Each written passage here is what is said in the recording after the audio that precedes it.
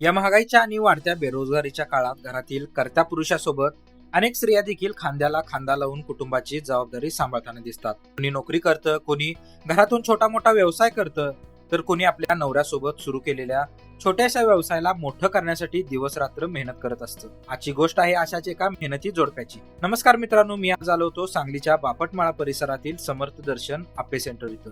एक छोटासा स्टॉल, पण मागे तब्बल 9 वर्षाची मेहनत, सातत्य आणि विश्वास. इथे तुम्हाला इडली, आप्पे, तट्टे इडली, साबुदाणा वडा, कांदे पोहे असे भरपूर पदार्थ मिळतील. पण खरं सांगायचं तर इथे फक्त पदार्थ विकले जात नाहीत. इथे लोकांना रोज एकसारखी चव, स्वच्छता आणि आपुलकी दिली जाते. आणि कदाचित म्हणून सकाळी 7 वाजता सुरू होणाऱ्या या गाडीवर इतकी गर्दी असते की अनेक वेळा 10 वाजेपूर्वी सर्व पदार्थ संपून जातात. विचार करा, 9 वर्षापासून एकसारखी चव टिकून ठेवणं काही चेष्टा नाही. पण याच सातत्यामुळे ग्राहक आजही येथे पुन्हा पुन्हा येतात आणि इथल्या पदार्थाचं कौतुक करताना मात्र थकत नाही. समर्थ दर्शन जो कार्ड चालू केला आहे तो लॉकडाऊनच्या आधी चालू केलेला आहे. नुकतीच त्यांची दोघांची नवरा बायकोंची नुकतीच सुरुवात होती. फार अगदी कष्टाने त्यांनी अगदी चालू केलं आणि त्यांनी ज्यावेळी चालू केलं तेव्हापासून जो त्यांना रिस्पॉन्स आहे त्यांच्या आप्पेला म्हणा किंवा इडली सांबर चटणीला, इवन शाबू वड्याला, मी दरवेळेस न चुकता डेली म्हणजे शक्यतो माझं म्हणजे चुकणं म्हणजे एवढंच, मी कुठं बाहेर गावी गेलो तर फक्त जायचं चुकतंय, नाही तर मोस्टली मी रोज इथं इडली किंवा मिसळ, तट्टे इडली, पोहे, उपीट माझं असतंच अगदी. मुख्य म्हणजे लेडीजला काय आहे, सकाळी व्यायामाला जावं, शुद्ध हवेत जावं, सगळं पटतंय. खरं घरी आल्यावरती पोरं भुकभुक करणार, घरातल्यांची व्यवस्था काय करायची हे डोक्यात घेऊन फिरलं ना तर काही फिरणं नीट होत नाही आणि आपल्या आरोग्याकडे लक्ष नीट दिलं जाणारच नाही ना. मग अशी ही आप्पे सेंटर इथे सगळा परिसर आहे तो सगळ्या जागृत नागरिकांचा आहे. सिनियर सिटीजन जास्त आहेत.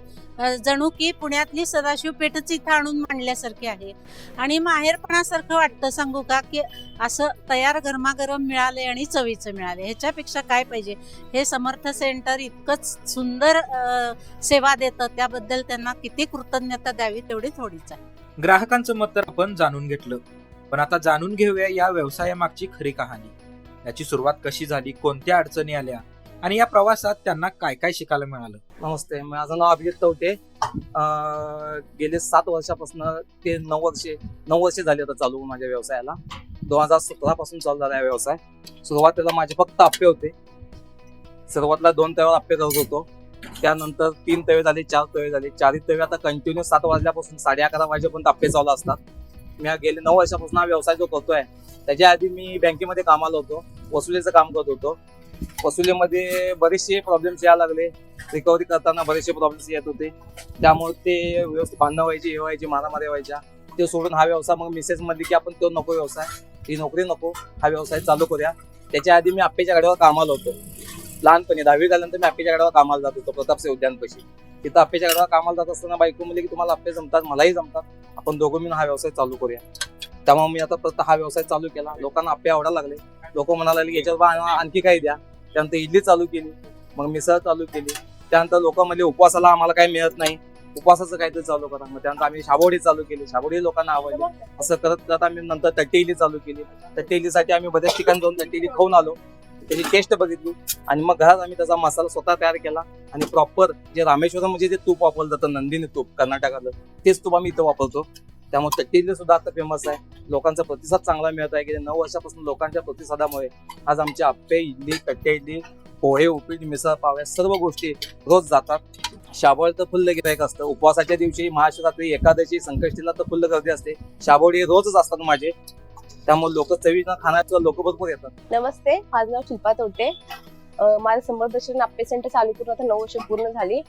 अगोदर सुरुवातीला मी हाऊसवाईफ म्हणून घरीच असायचे आणि मिस्टर बँकेत असायचे.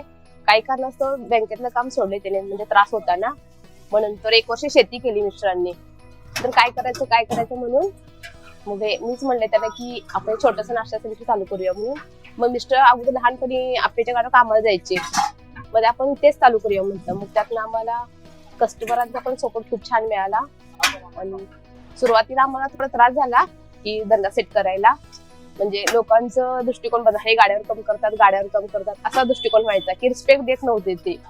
तर आता मी माझ्या व्यवसायाचा अभिमान म्हणून सांगते, आज या व्यवसायात माझा खूप मोठा बिझनेस चालू आहे माझा.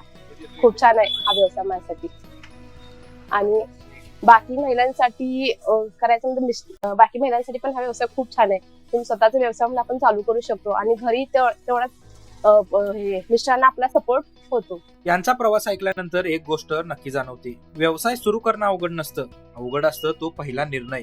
लोक काय म्हणतील, धंदा चालेल का, अपयश आलं तर, असे शेकडो प्रश्न प्रत्येकाच्या मनात येत असतात. पण जे लोक या भीतीवर मात करतात आणि प्रत्येक दिवसाला नवीन संधी समजून सातत्याने पुढे जात राहतात, तेच एक दिवस यशस्वी होतात. समर्थ दर्शन आप्पे सेंटर हे त्याचं एक जिवंत उदाहरण आहे. म्हणून मित्रांनो, फक्त इडली आप्पे किंवा साबुदाणा वडा खायसाठी नाही, तर एक छोटा व्यवसाय विश्वास, स्वच्छता, चव आणि सातत्याच्या जोरावर कसा मोठा होतो हे पाहण्यासाठी का होईना इथं एकदा नक्की भेट द्या.